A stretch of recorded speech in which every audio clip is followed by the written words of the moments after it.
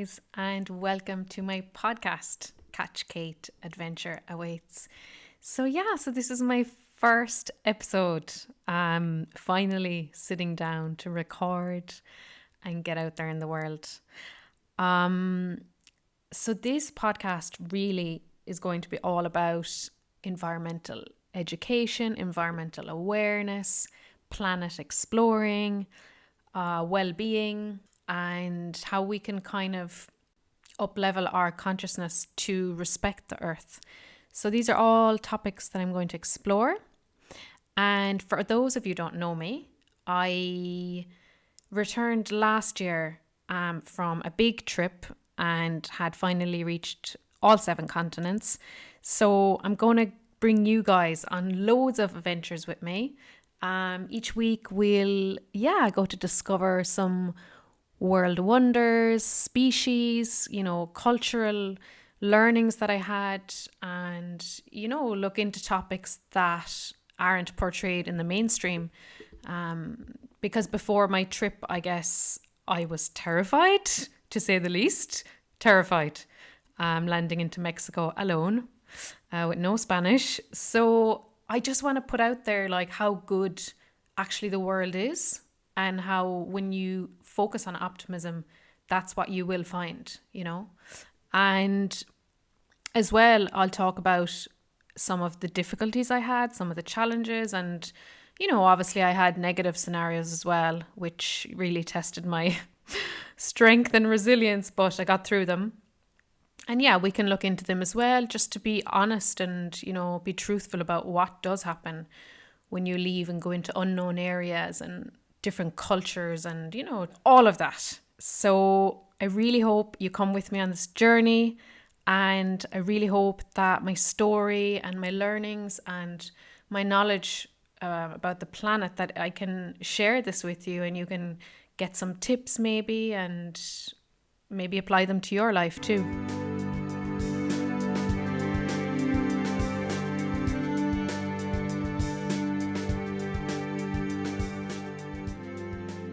So guys, here we begin.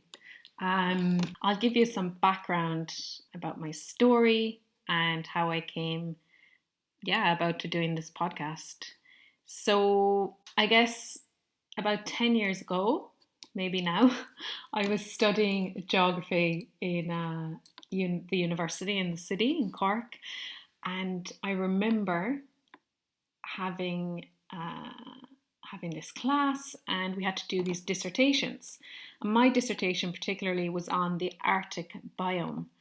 And I recall going back to the library and getting the books, and I was just shocked at what was going on the planet. And I couldn't believe it, I remember asking my professor, I was like, why is nobody talking about this? The amount of ice sheets that were melting, the ice cover in the summer months, when you look at the maps and the data and the imagery, it's phenomenal, the decrease. It is phenomenal, and it just shook me really, and I felt really moved and quite affected writing up that dissertation, that after that I just began to really focus in on it. And that was 10 years ago. I mean, it seems like a long time ago to be so prominent, climate change back then. But now I think most people accept it is a fact. We are in the midst of climate change and our planet is being destructed. So that came about then. After I continued my studies in college, and I lived abroad twice in Belgium and France. Again, those kind of experiences really gave me a taste for adventure and new cultures, and learning to live in a different language as well was a big part of my growth. And these all prepared me for my big trips around the world. And if I hadn't taken those small learnings or steps, I don't think I would have been able for it. So I finished up university then, and I had studied linguistics, so I was always a fan of languages. And yeah, cultures, just getting to know other cultures and how they were living and how they were immersed in their environments, really, really fascinated me. I just never really wanted to accept fully that the society we were building was the only way to live. And I'll talk a bit about that more in other episodes, maybe about some of the communities I met in Central America, South America, who live solely like with the land, you know. It's very interesting to me, and I hope that, you know, I can share that with you as well. I think we can all learn from people who live in nature and are still fully, you know, supported by nature, and they have no, some people have no access with the external world, which I find fascinating. But I'll talk about that in another time.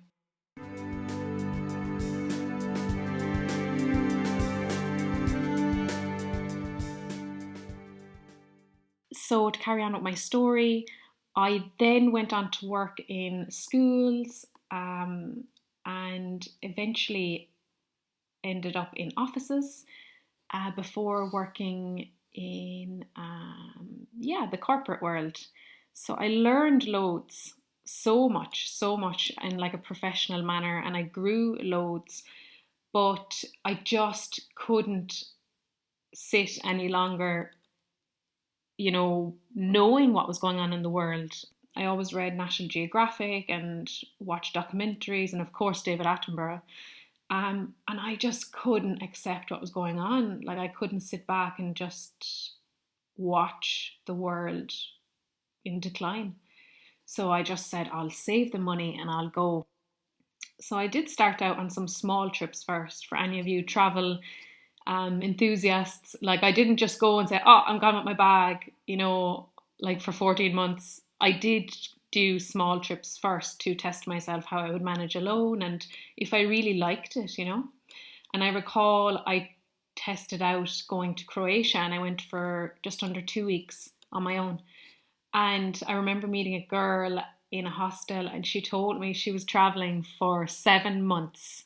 And I was just blown away. Like, when I think back to my shock, I was like, what?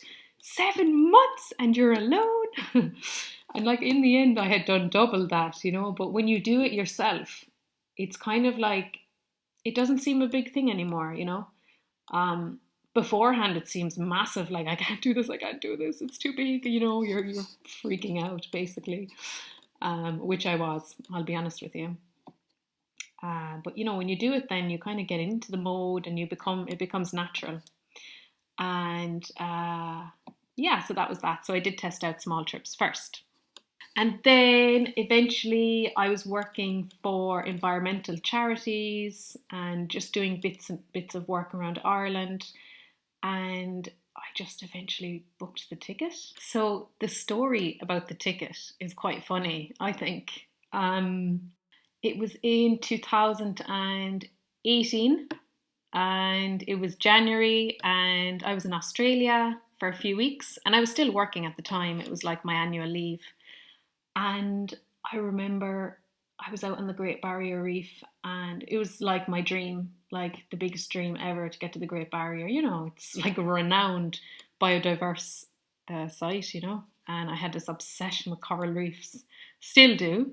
I still like obsessed with coral reefs, and oh, they just amaze me. I just was so, again, I was quite shook after diving there. I didn't expect it to be what it was. I had expected more.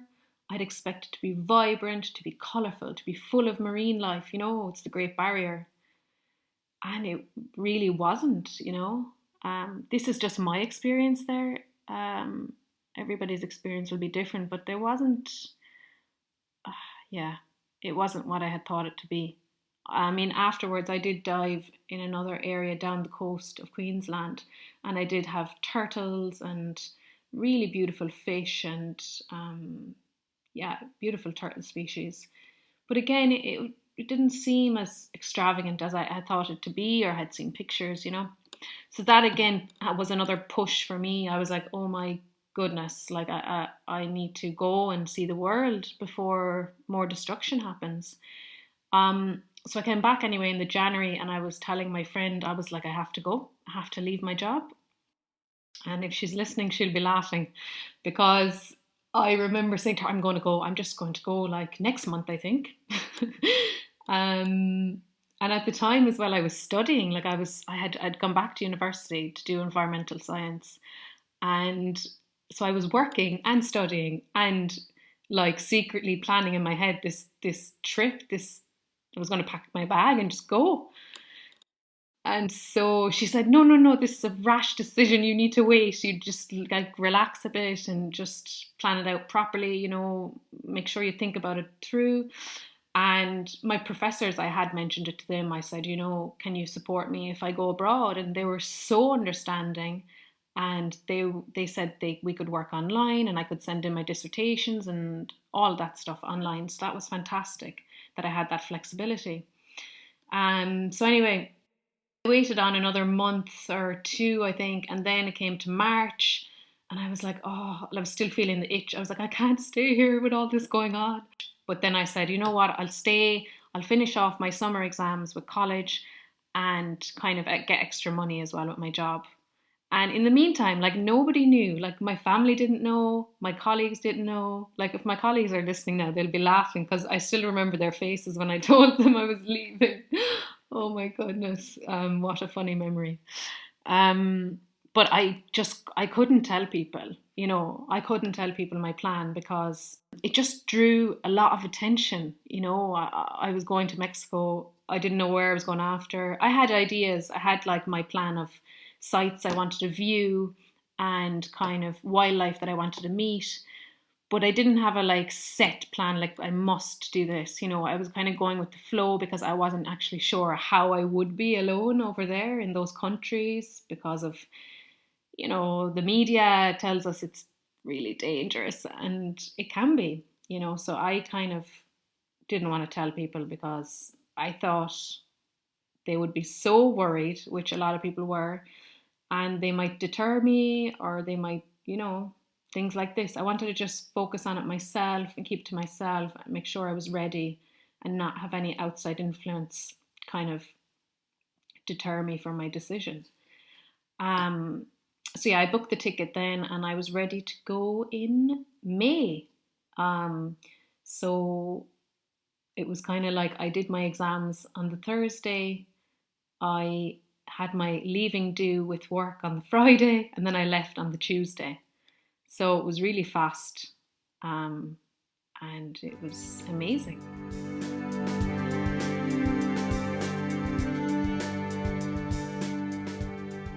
So, guys, what happened next? Um, I left on the Tuesday, as I said. I went through Iceland and then into Texas.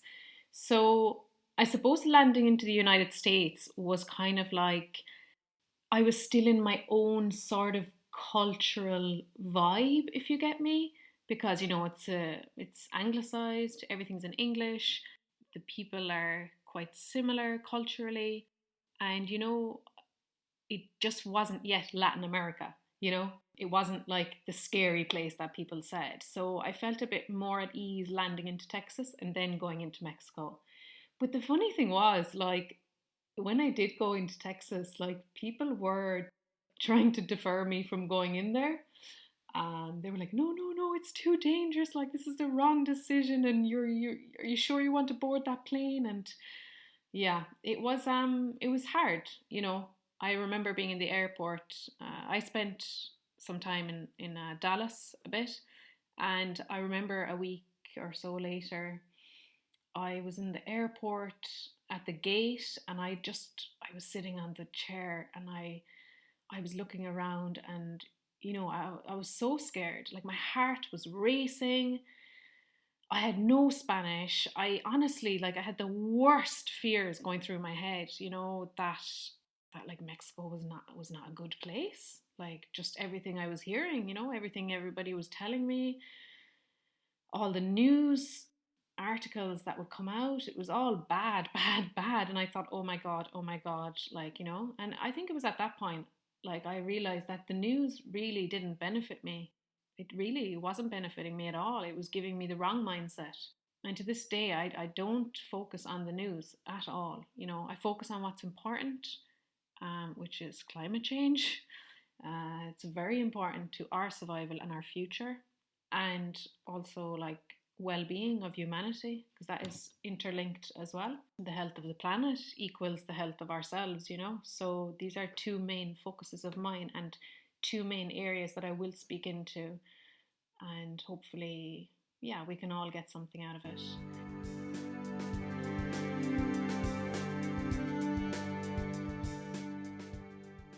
So back to Texas and into Mexico, and I was boarding the plane, and I just look back now and think like, oh my goodness, like I was so scared. I was like, how old? 26, I think. I've lost my age already. But yeah, it was very scary. And I got on the plane, and everybody around me, I didn't see anybody that even looked remotely like a tourist. Like I was a backpacker, like everybody was in suits and everybody looked quite professional. Obviously, I presume most of the people were doing business, between Mexico and Texas or something like this. So I felt at ease slightly, but also I think the language barrier really kind of freaked me out. I had no Spanish. I mean, I spoke French, so at some point I felt like, okay, it's a Latin base, and I had studied languages, so I kind of had the confidence inside me that I would pick it up, which I did in the end. But at the start, it was terrifying, and like I probably should have done some classes before I left Ireland, but I was just like, get me out of here, and I can face this, and it doesn't matter what stress comes my way, or if I'm lost, with no Spanish, I'll make it. And anyway, humans, like even before language, humans didn't communicate like you can use gestures. Most communication anyway is non-verbal. It's like 70% or something.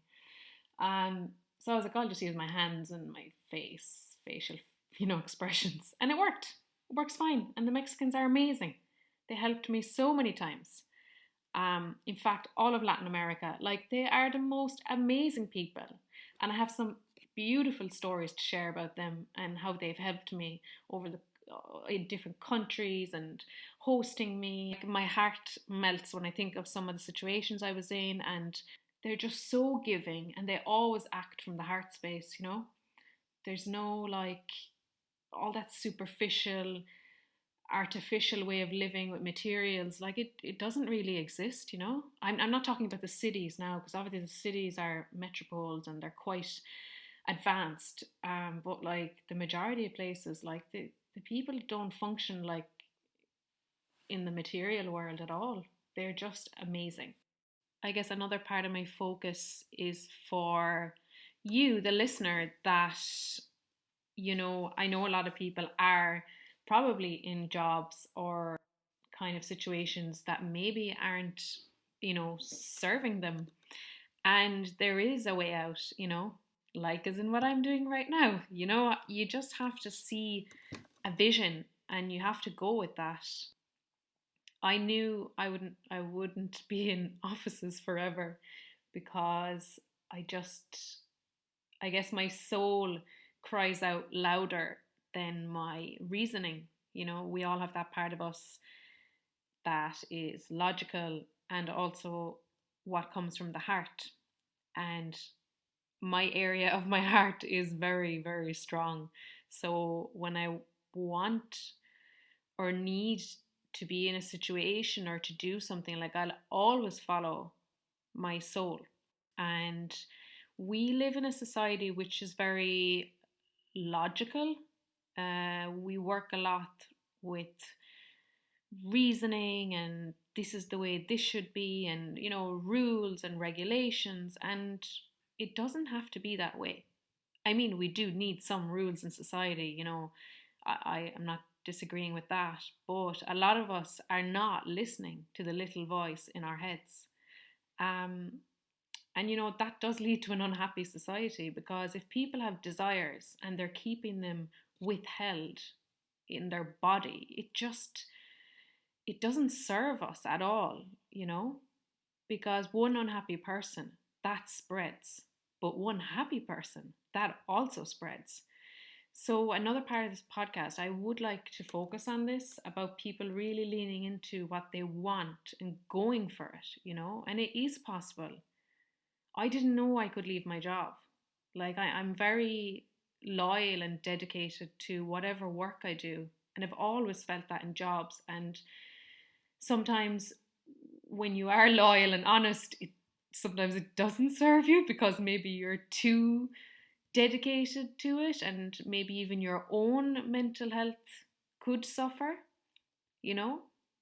So really, like, ask yourself. And I know this year, you know, it's all COVID, and you know, our society has literally turned upside down the way we function.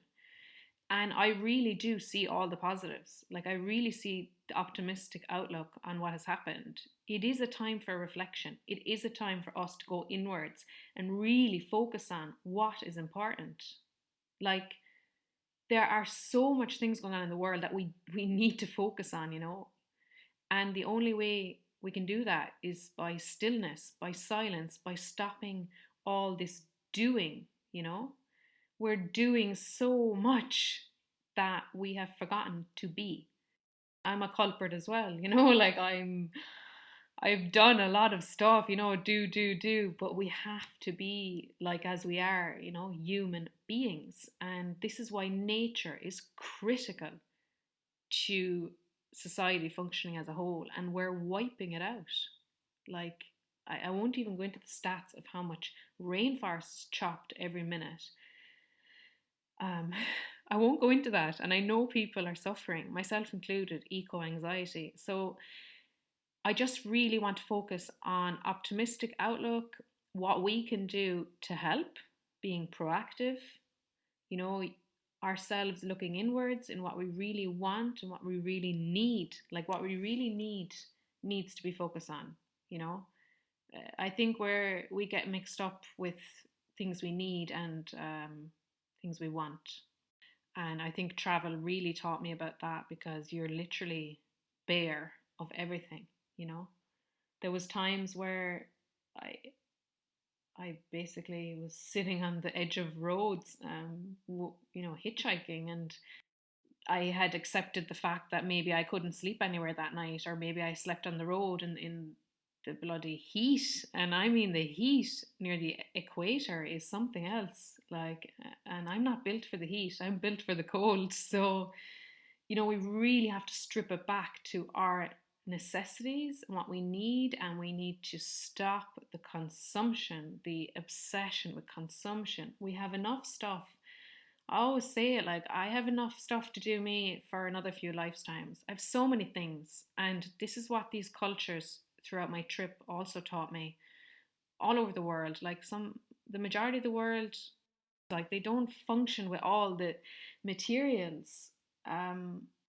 A lot of them are poor, you know, and it was very sad at times to witness this, but it was also eye-opening because they were very happy, very content in themselves. They knew what it meant to be as a community. They knew what it meant to be to share.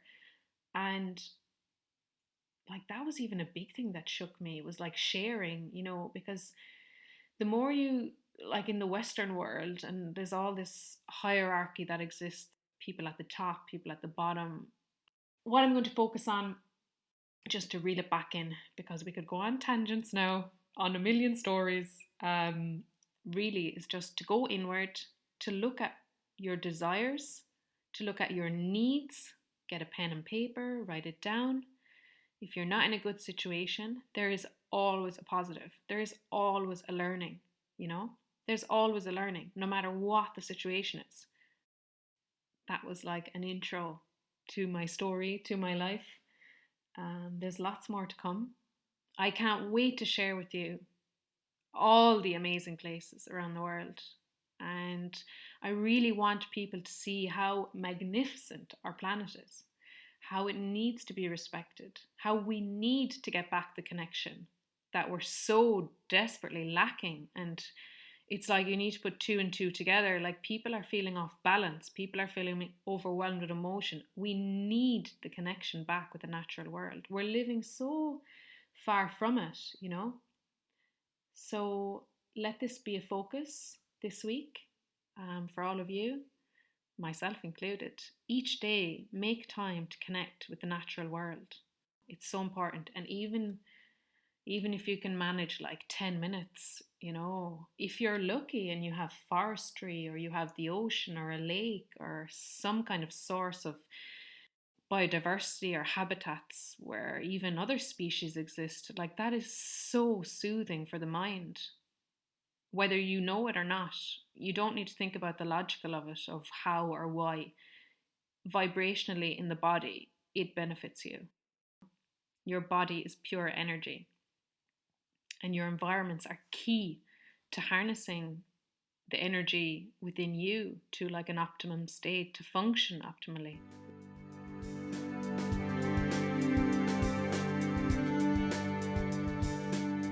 Guys, I actually want to finish up on a final point about gratitude.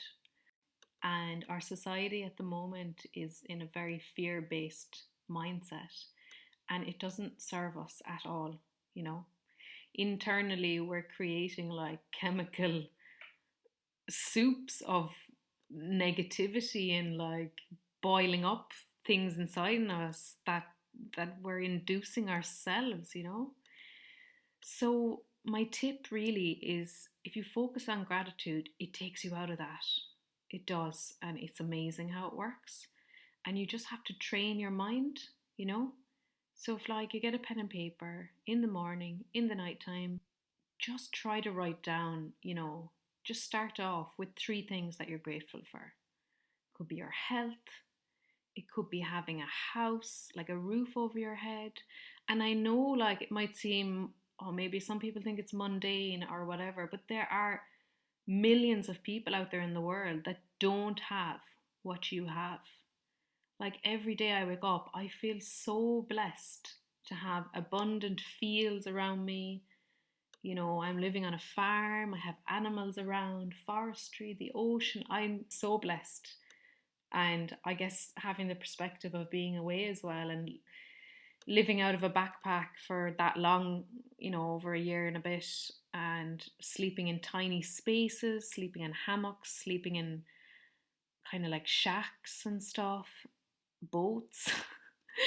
You know, I guess I'm lucky as well. I have that perspective that I've put myself into difficult situations and stress, and you know, that kind of training really makes you appreciate your life, you know, like sleeping in tents, camping in the wild, like being in nature really teaches you how to be grateful for what you have, you know, because the mind is like, it's very into habitual actions. And if we're always inside our home and we're comfortable and we're watching our TV and we're relaxed, like comfort really doesn't get us anywhere. Like I know it seems funny to say that, but we have to like challenge ourselves in a way. We have to take ourselves out of comfort and into discomfort to really appreciate what we have, you know. We're like, you know, we've evolved over millennia, and it's kind of like we're the most comfortable we've ever been if you look back at a human evolution. Yet the mental health is like an epidemic, you know. It kind of doesn't make sense that human beings have so much than we've ever even imagined. We've too much. We've so much, we've too much. But yeah, we're like unhappy, you know, in ourselves. And I really think removing a lot of the extra stuff, removing the materials, our focus needs to go inward so that we can respect ourselves, learn to love ourselves, and to love our environments again, like our natural environment, which is crying out for help. So that's it, guys. That's it for today. I really hope that you've gotten something out of this. I hope my words have been helpful to you. And if you can, like this, share it, subscribe. I also have a Patreon account where you can sign up. You can offer the price of a coffee or whatever you have. That would be amazing. And it would allow me to continue to do this and continue to share knowledge and experiences and maybe some wisdom, although some may disagree, but I'll try my best what I've learned. And if it does help you, please let me know or share it or send it to a friend. I really want to do something good for this planet and for our people, and that's about it. So thank you so much for listening, and I wish you a wonderful day and an even better week, and make sure to start your gratitude lists and to have time in nature, which is going to benefit you in the most wonderful ways you can't even imagine. Also, you can find me on Instagram at Catch Cait or at Catch Cait if you want your Oscuelga in Irish. And you can find me there for some adventures or even look back on some of my travel videos or stories. And I look forward to our next session. Have a beautiful day.